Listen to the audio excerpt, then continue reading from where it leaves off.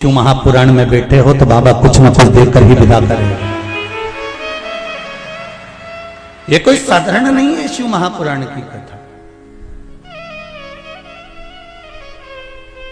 बस उसको हमको पहचानना।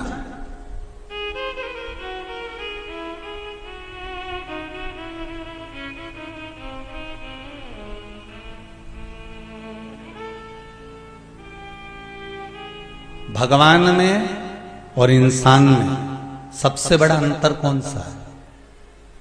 बोलो तोरी देपालपुर वाली। भगवान में और इंसान में सबसे बड़ा अंतर कौन सा है?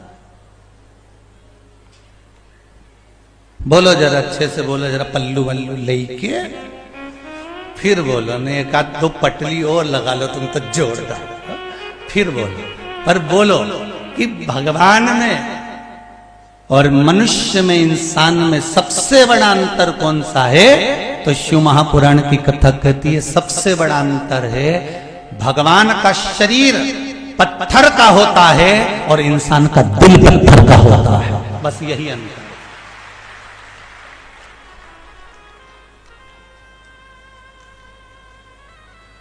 भगवान का शरीर पत्थर का है पर उसका मन पत्थर का नहीं है, और इंसान का हृदय पत्थर का है। शिव कथा कहती है जिस दिन तुम्हारा हृदय किसी गरीब को देखकर, किसी भूखे को देखकर, किसी निर्धन को देखकर, पहले के लोगों का दिल पत्थर का नहीं होता था साहब। गांव की, घर की एक बेटी, घर की एक बेटी, किसी गांव में अगर एक बेटी का विवाह होता था तो पूरे गांव की बेटी कहलाती थी साहब। ये पहले के लोगों का दिल होता था। आज के जमाने में घर में अगर बेटी जन्म ले लेती है और बड़ी होती है तो पड़ोसियों से ही डर लगने लगता है। क्यों?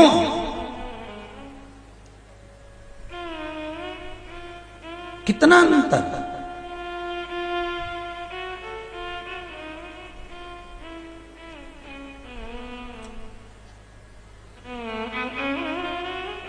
पहले अपने रिश्तेदारों के यहां जाना पड़ता था, ना गाड़ी थी, ना बस थी, ना मोटरसाइकिल थी। फिर भी कई लोग गांव के यहां बैठे होंगे, बहनों भी बैठी हैं। जब रिश्तेदारों के यहां मिलने जाना होता था, ना गाड़ी मिलती थी, ना बस मिलती थी, ना घर में मोटरसाइकिल थी। साइकिल से, पैदल, कैसे भी किसी के साथ बैलगाड़ी से रिश्तेदारों के यहाँ मिलने चले जाते थे। 4-4 दिन रुक जाते थे। और एक आज का पत्थर का दिल लोगों का कि सारे साधन घर के अंदर हैं। मोटरसाइकिल भी है, जीप भी है, गाड़ी भी है, बस भी चल रही है, मोटरसाइकिल भी है। इसके बाद भी कोई किसी के यहाँ जाना पसंद नहीं करता। क्यों? क्योंकि पहले आते थे तो लोगों के दिल खुल जाते थे। आज के जमाने में आते हो तो लोगों का मुंह भगोने जैसा हो जाता है। कौन आएगा तुम्हारे यहां?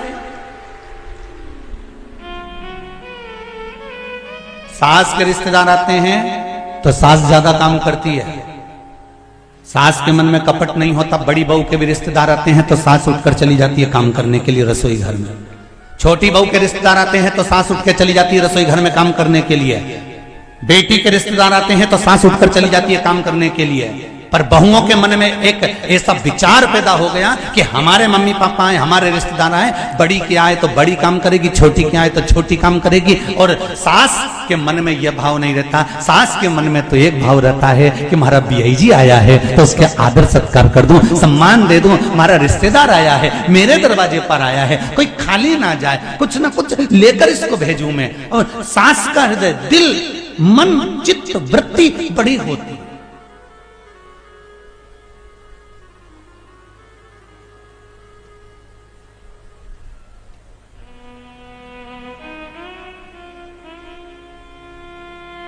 कितना अंतर आ गया। पहले के जमाने में लड़कियों की शादी होती थी तो चला के देखते थे कि पांव पूरा जम रिया है कि नहीं जम रिया है।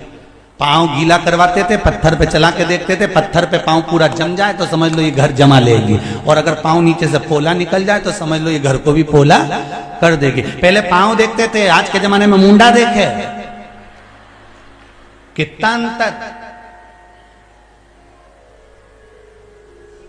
और पहले का समय अच्छा था, पांव देखकर लोग धोखा नहीं खाते थे, आज के जमाने में मुंडा देख के धोखा खा जाए। दिखने की तो अच्छी दिखे, पर क्या मालूम था केकई के रिश्तेदार थे, ये किसको मालूम था।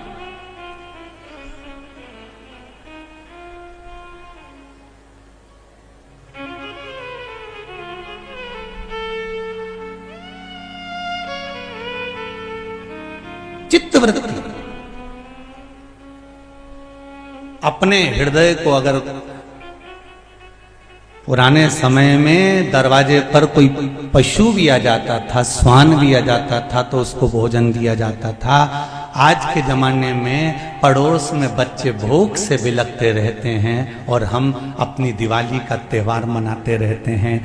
करवा चौथ, तिल्ली का लड्डू, मकर संक्रांति, ये सब मनाकर खूब लड्डू खाते रहते हैं। मेरा निवेदन है, तुम कहीं दान देने जाओ मत जाओ, तुम कहीं कुछ देने जाओ मत जाओ, पर एक निवेदन जरूर है कि सबसे पहले अपने मोहल्ले में, अपनी कॉलोनी में, अपने आसपास में किसी भूखे को देख लेना। कोई भूखा तो नहीं है, किसी को कपड़े की जरूरत तो नहीं है, किसी को विद्या की जरूरत तो नहीं है, पहले उसके लिए कर्म करने का प्रयास करिएगा। कोई भूखा ना सो।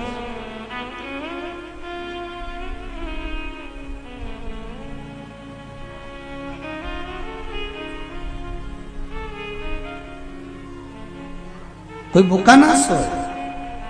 आप प्रयास करिए जीवन में कि कुछ अच्छा करते हुए चलना है हमको। जोड़ जोड़ के तो यह